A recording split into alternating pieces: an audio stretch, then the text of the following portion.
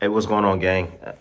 Tim Bradley, man, Desert Storm. I just want to touch a little bit on that Boost situation again, man. I just want to let Boost know, include his fans, that everybody goes through these situations. Everybody, there's a time where you have a ton of expectations in your career. I had the same similar situation back in the days. I think it was my first time on Showbox. I fought against Jaime Rangel. He was a Southpaw Colombian power puncher. I didn't look great. Many of the critics were saying that that I was overhyped, that I'm not as good as everybody's saying I am, that I wasn't going to be anything, that I slapped with my punches and so on and so forth. And look how it turned out. I took the criticism, the constructive criticism that everybody gave me. I went back to the drawing board, and I just improved my game. And that's what Boots got to do. It comes with the territory, man.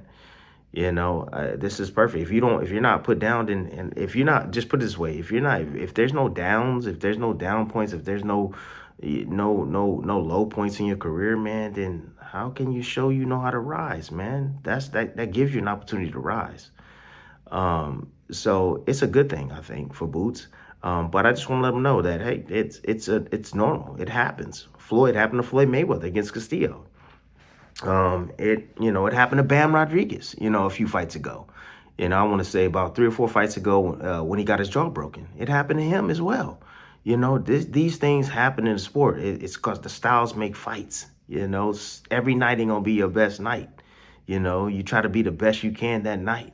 But that doesn't mean that you're not going to accomplish anything. That doesn't mean that you're not going to be anything, in the sport. It doesn't mean that you're not going to be a champion. I became a 5-time world champion, but these are things that, you have to go through in order to improve. Now, it's up to you to improve. It's up to you and your team to go back and not be naive and say, no, we won the fight and we ain't got to change nothing.